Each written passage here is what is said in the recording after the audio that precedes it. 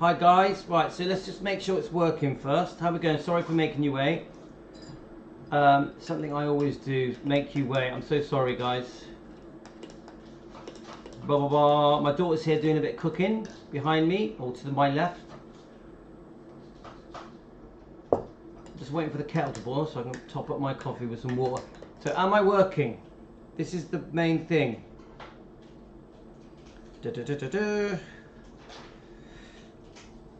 Can you hear me okay? Can you hear me okay? This is the big question. So we're going to play, I haven't got a topic. We're on defending, we're on Elvis Presley fan on keto, and I just want to play some documentaries and just scout around YouTube, see what we find, and then we can listen to it together. I don't actually have that long. I've just got until Nanny brings the kids home. So I can't do anything until you guys tell me you can hear me. Yes, sounds good. All right. Excellent.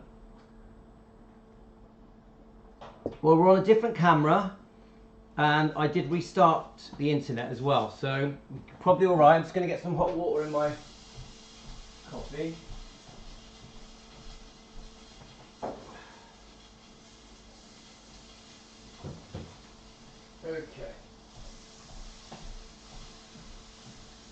Okay, so I've got a nice butter coffee. Shouldn't really have it really because I'm quite full up.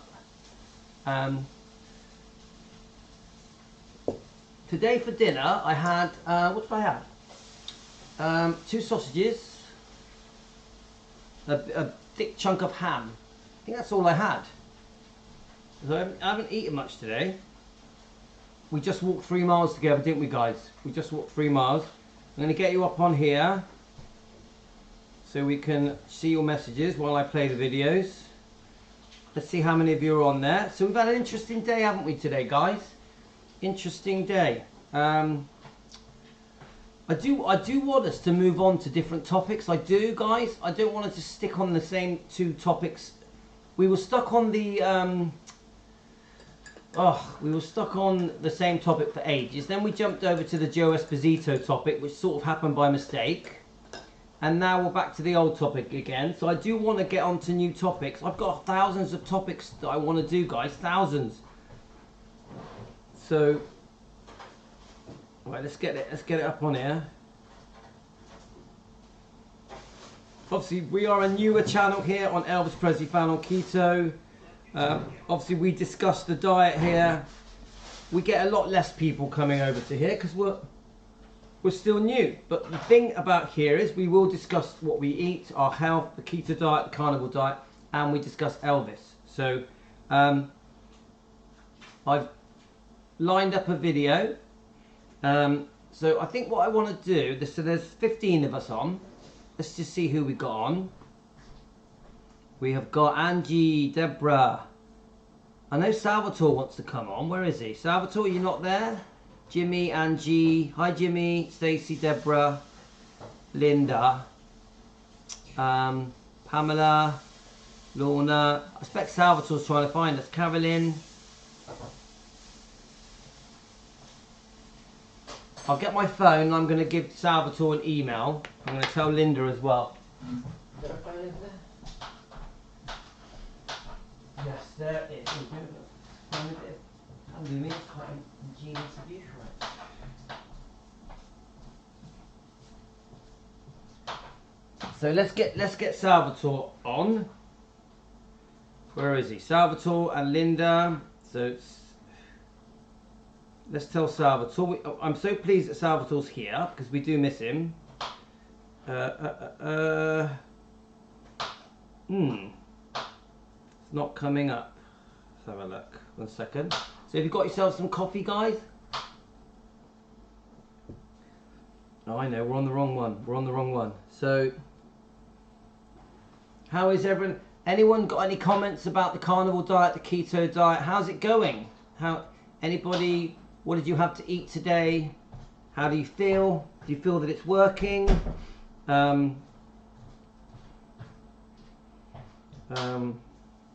I'll tell us live on diet. Carolyn's here, so I don't have to email Carolyn.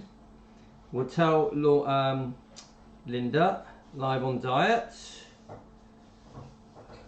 So we've just told Linda. I think I've told everyone. Is there anyone that stands out that is missing? Let me just tell. So I want to try and get one in now quickly. I'll tell Amy we're here, but she's busy, isn't she? I'll tell Amy we're here, but she's busy. Live on diet. Right. Who else? I think we told Joanne, didn't we? Yeah. Jane's here. Hi, Jane. Teresa's here. Lorna's here. I've told Stacey that. I think I've told everyone. Dan knows. I think we've told everyone. Oh yeah, Clara Maria, live on diet, and Lucy. Oh yeah, we've got.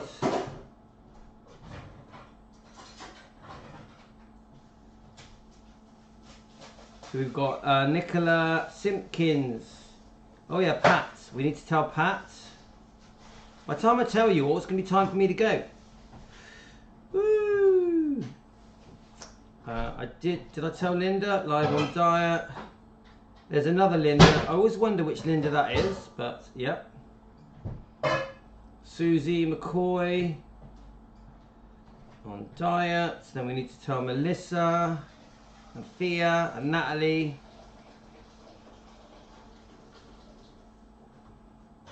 There's so many names, guys. We've got Dora, which is a new lady, Dora.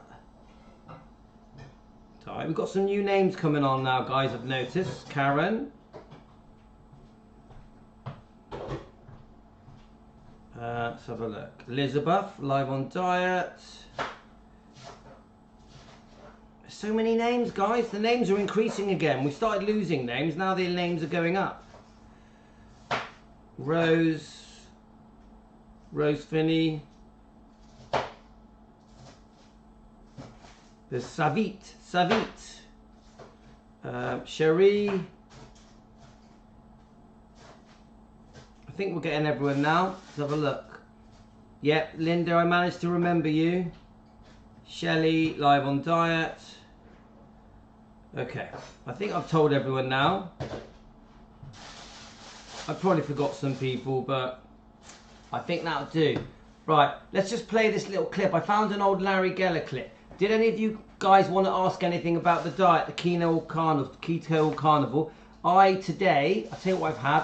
I've had 2 sausages and a piece of meat, but I did have 2 rings of pineapple. 2 rings of, my son had some leftover pineapple, and I thought, I'm going to have it. But then tonight I will have meat. I'll have lamb and pork bellies tonight. Let's have a look. So this will be my last live. We're trying to give Elvis Presley fan on keto some attention, which is why I've come here. So let's press play. I don't know if I've ever watched this.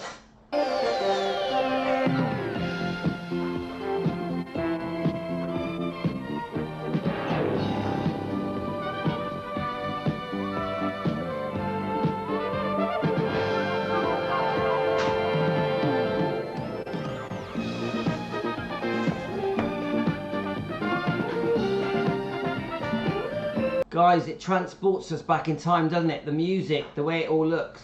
1980 interview, Larry Geller.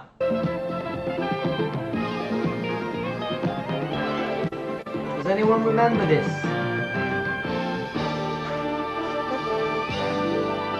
Welcome to PM Magazine, everybody. I'm Mary Hart, and this is the headquarters of the Completely Elvis Fan Club of Los Angeles. Though it's been over 3 years since his death, thousands of devoted admirers of Elvis's all over the world keep fan clubs like this. Do you know who Mary Hart is? She says, my name is Mary Hart. This one alive. Bruce and Stephanie Maltz run this club, and they have a very successful mail order business. On Saturday nights, this room is literally filled with people who also come to see Elvis movies. Amazingly, it almost seems as though Elvis is bigger in death than he was while he was alive. In fact, so much publicity has been done about Elvis over the years that it would seem impossible to find new facts about him. But tonight, in our first story, we're going to reveal a side of Elvis to you that few people have ever seen in depth. His spiritual search for meaning in life. We'll be talking with the man who was Elvis's metaphysical mentor for over 8 years. He was known to the world as the king of rock and roll, and his musical legacy and phenomenal following are unparalleled. There are still thousands of people all over the world who are devoted and active Elvis fan club members. And since his death in August of 1977, at least one book a month has been written about the man Elvis Aaron Presley. One of the most recent and intriguing is this book right here. It's called The Truth About Elvis. And recently I had the opportunity of spending... Does anyone have that book? I'm guessing it's Larry Geller's. Larry Geller looking very young. I am a big fan of Larry Geller. And my little secret is, I messaged Larry Geller once and he messaged me back. He did reply to me. A day with one of its co-authors, a man who for 8 years was Elvis's intimate spiritual advisor and hairdresser, Larry Geller. So before we go on, are any of you fans of Larry Geller? Obviously we know he cut Elvis's hair, we know he was very spiritual, he was a bit of a guru, he's still alive, still speaks really well of Elvis. There's that famous story where he touched Elvis's forehead before they closed the lid of the coffin. He's told that story many times. He feels that Elvis was misunderstood. He feels that Colonel Tom Parker used him, took advantage of him, overworked him, and some of the Memphis Mafia, he feels, were just around him for the wrong reasons. So let's keep listening. His name was Elvis Aaron Presley, and he became known as the king of rock and roll. He was famous. He was loved the world over. He was a millionaire. And yet one thing eluded the man who had everything, a sense of purpose. Elvis was spiritual. She's like, one thing eluded Elvis, a sense of purpose. Well, I actually think Elvis eventually did realize his purpose, and it was to spread Christianity, the words of the Bible, and to entertain the people, to bring happiness to the average person on the street. Fully lost. In the search for enlightenment, there's an ancient adage: when the pupil is ready, the teacher will arrive. In 1964, Elvis was ready, and the teacher came in the unlikely form of a young hairdresser named Larry Geller. My first meeting with Larry took place at the now desolate Pan Pacific Auditorium, the site of Elvis's very... Do you know what? I have seen this. Elvis bought him that car. Elvis bought Larry that car. First Los Angeles concert appearance. We drove there in the Lincoln Continental given to Larry by Elvis just a few weeks before his death. Well, Barry, this is where I originally met Elvis, back in the early 50s when he first came here. And this was where he came to perform in concert. And I came with my friends. I was 15 years old. Salvatore. And we tried to get inside and we couldn't. And luckily, we met Elvis at the back door. Little knowing that 8 years later you would actually be working for the man. I wouldn't have dreamt that in my wildest dreams. That was too outrageous to even think of. How did it happen? Well, it happened this way. I was cutting hair at Sebring. I was cutting Johnny Rivers' hair. And I got the phone call from Alan Fortas, who was one of Elvis's aides, and invited me up to the house. And I went up to Elvis's house in Bel Air, and I gave him his first haircut. We went into the bathroom, and Elvis was telling me that he's just finishing this movie Roustabout with Barbara Stanwyck. And he showed me how he wanted his hair. So I did his hair, which took about 20 to 30 minutes. And after I cut his hair, Elvis asked me about my background. And I told him about my interest in philosophy and parapsychology and religion. And he said, "Tell me more, tell me more." And then the conversation got deeper, and we started talking about the meaning of life, the purpose of existence. Why are we here? Where are we going? Where do we come from? And the conversation went on for about 3 or 4 hours, and I told Elvis there's books I could give him. And I told him about a book called The Impersonal Life, which spoke about the inner voice. When I said inner voice, Elvis said, "Inner voice? What inner voice?" I said, "Well, I'm going to bring you this book tomorrow, and it will explain it better than I could right now." As I was driving home, I thought to myself, my Lord, I'm going to give him The Impersonal Life, which is a very deep spiritual book. And this is before the Reborn movement, before the Beatles and the Gurus, before Scientology, before all that business. So what I'm saying is, in those years, it was very different and very strange. And I didn't know how Elvis was going to accept all this. Well, I knew that I had to give him that book.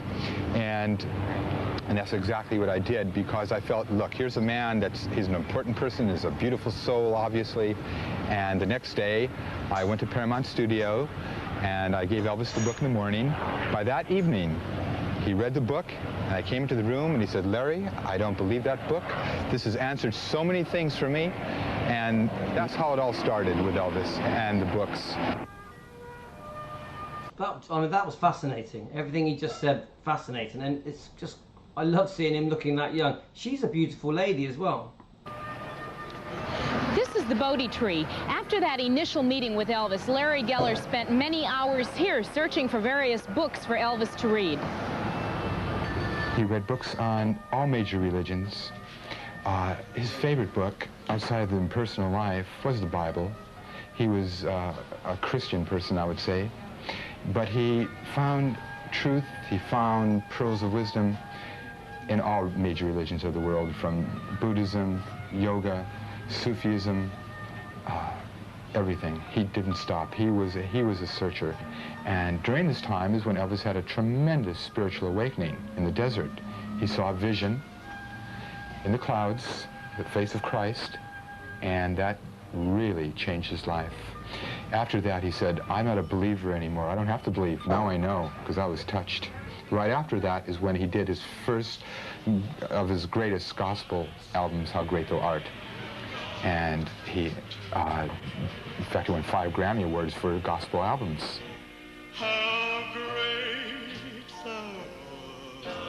Despite his successful venture into religious music, Elvis remained dissatisfied with his life and embarrassed over his frivolous film career.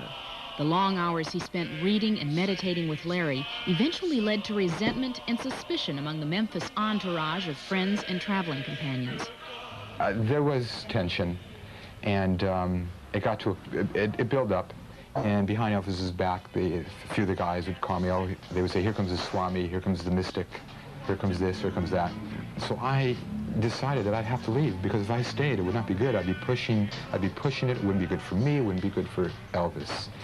And I knew that if I left, that I would return someday. It's inevitable. The circle would be completed. Larry and Elvis went their separate ways for 7 years. Then, in 1972, they were happily reunited backstage after one of Elvis's record-breaking Las Vegas engagements. It was an incredible moment. And we went upstairs, and Elvis and I walked into a suite, and the first thing that I saw were 50 or 60 books on the floor, not new books, all the old books that I gave him, worn and dog-eared and used, all on the floor. And in a moment I realized, oh my God, he did it. He stayed with it. He's his own man, and he wasn't influenced, and now he knows. That was a beautiful moment when I saw those books. Do you think Elvis had a premonition of his own death? It's perfectly clear to me that he did, and he even mentioned it to me and a few other people at various times. And I remember one night, this is a few months before he died, and they mentioned to Kathy Westmoreland, who sang with Elvis. He said, "You know, Kathy, I know what some of the people are thinking, what the fans must think.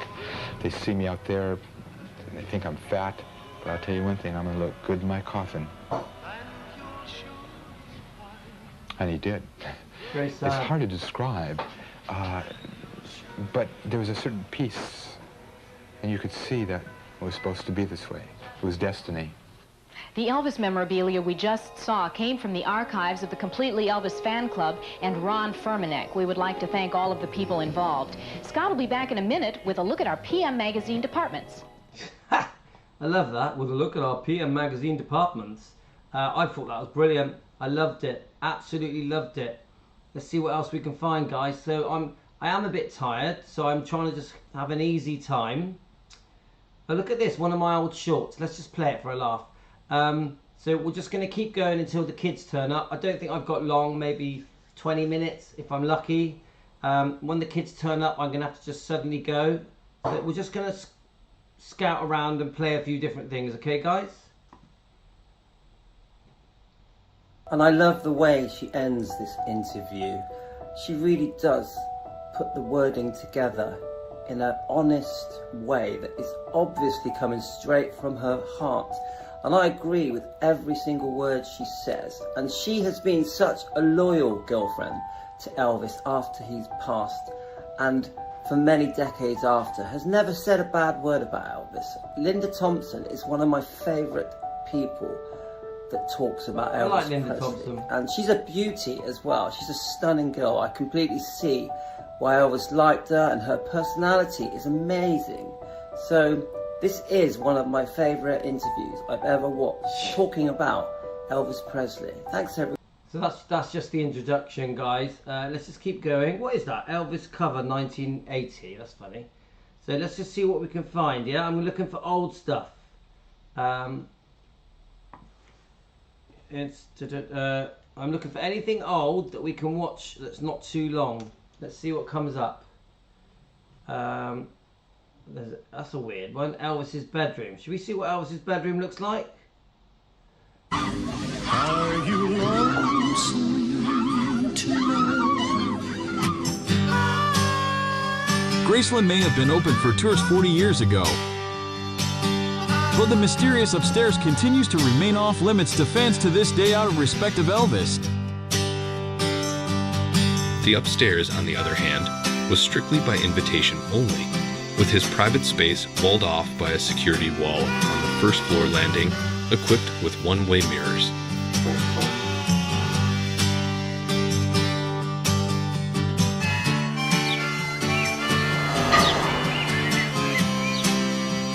Graceland's upstairs was kept at Lisa Marie's request, just as Elvis left it in 1977. According to former girlfriend Linda Thompson, the bedroom is decorated extravagantly in black. Red and gold with windows that never open. A massive bed is made in Elvis's bedroom, which he kept dark and cold, and mountains of Bibles and books on his favorite topics, such as spirituality, are heaped high. The upstairs area next to their bedroom is an office. Elvis Presley's private upstairs room of Graceland has been completely off limits to the public. For Elvis Presley fans, Graceland is a must-to-visit. I find that quite interesting. Let's see what else comes up. What have we got here then? We're just going to click on a few things. This is Elvis. Isn't that This Is Elvis, the thing that shows when he passes? I don't want to play that. What's this? The King and I, a full documentary. What is this? Let's have a look. Now on BBC One from Arena, a portrait of a man who's not only a great Presley fan, but a very accomplished artist. The King and I. So I'm not sure if I've seen this. Obviously quite old. So let's just see what happens. All my dreams. So do any of you know this, guys? I've never watched it. I don't know what's coming. If it's something weird, I'll go off to a different topic. This bit. Shall I go past that little bit? We don't want to see that, do we, guys? Right. Does anyone know who this guy is? In fact, his classical looks had a timeless quality about them. For example, Salvatore, it's you.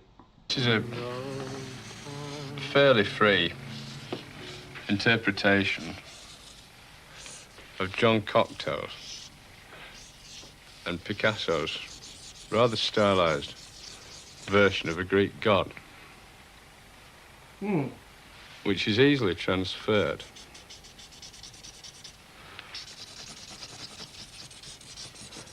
Into I've the no Boy idea King. what this is, but okay.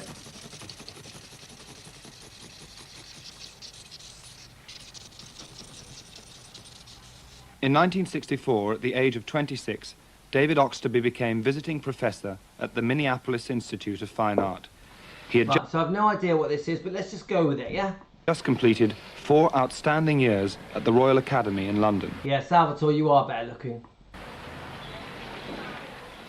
When I first arrived at the Academy, there was this very sort of dowdy sort of room, and I'd heard lots of rather doomy stories about the Academy.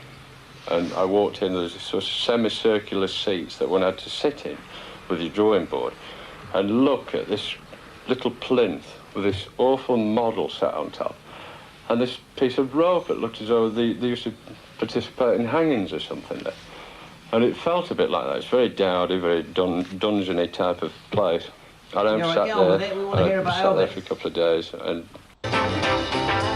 I like the music. I don't like the documentary. It's not doing it. Let's find something else. Come on, guys. Oh, look, who's that guy? Who's that defending Elvis Presley guy? What's this? Elvis Presley fighting stories told by the Memphis Mafia.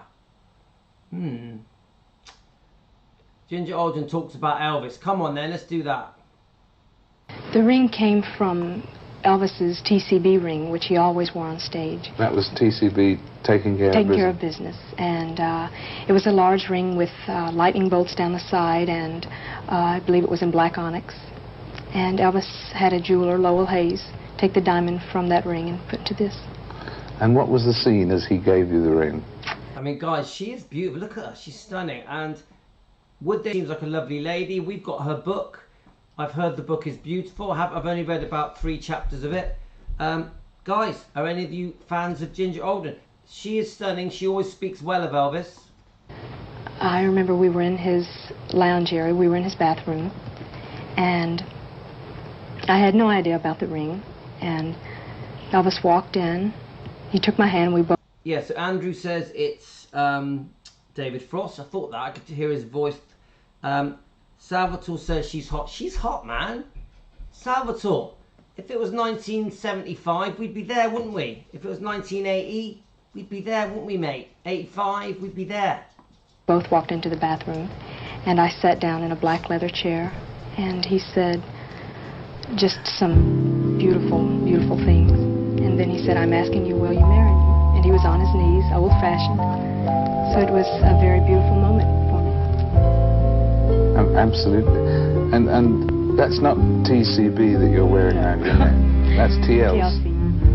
And that's what that stands for tender love and care. My personal feelings, I think there were a lot of people around Elvis that should never have been around him. And they... I'm not sure about the background music, but I like the close-up. I don't think they really enjoyed working for Elvis, because I think when they were asked to do things, I know for myself, asking them to do things, they would roll their eyes like, oh gee, I have to do this again, or like go have someone to make his food or something like that. And I think so many of... Yeah, Andrew says, never a problem with Ginger, a great book, I totally trust her. I think she's great, Andrew, but was Elvis going to marry her? The people that... I gotta go, guys.